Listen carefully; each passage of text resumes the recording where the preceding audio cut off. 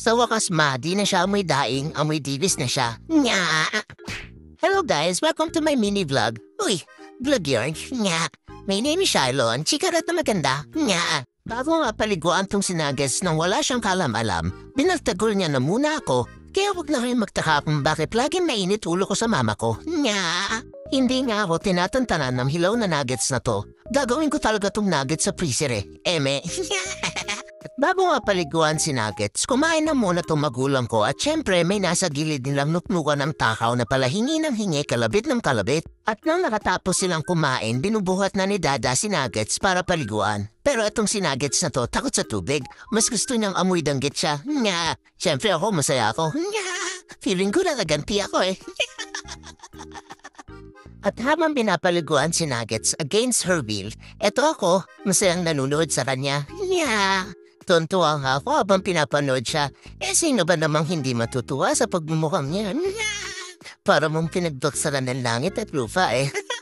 Ayaw na ayaw niya kasing maligo. Ewan ko ba dyan? Takot siya sa tubig. Pero kapag maglalaro ng tubig, abay mahusay. Nya!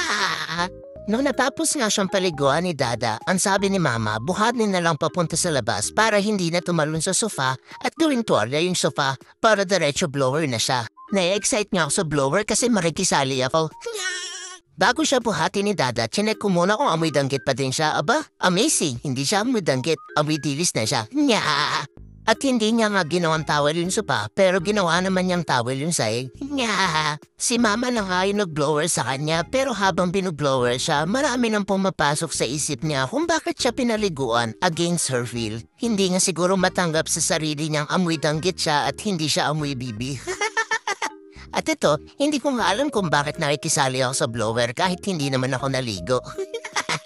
Ewan ko ba, ang saya kasi. At nung nakatapos si Mama na i-blower siya, eto ako tumatakbo palayo sa kanya dahil tintugis niya na naman ako. Nya! Ewan ko ba sa kapatid ko kung bakit ako yung lagi niyang winawalam niya. Nya! Dineg pang may sapi eh. Minsan niya kapag pinagbambasdan ko siya, gusto ko na siyang ipaalbularyo eh. Nya! Eme! At nung mahuli na naman niya akong off guard, nagsimula na naman siyang harutin niya ako. Ay, yung katawan ko para nang mahahati sa 10 nang dahil lang sa hilaw na nuggets na to. Alam niyo yun, parang gusto ko na lang maging hotdog sa freezer. Nya! Parang gusto ko nang magpamassage ng 10 oras. Grabe nga akong daganan at harutin ng dambuhalang ito. Akala mo magaan siya eh. Yung body weight niya, doble ng body weight ko. Kaya minsan, gusto ko na mag-asawa para makabuhod na ako. Nya, eme. O siya, hanggang dito na lang ang aking chika at baka ano pang magawa ko sa kapatid ko eh.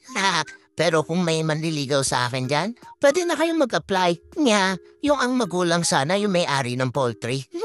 Eme, o siya, see you on my next vlog. Baboosh! Mwah!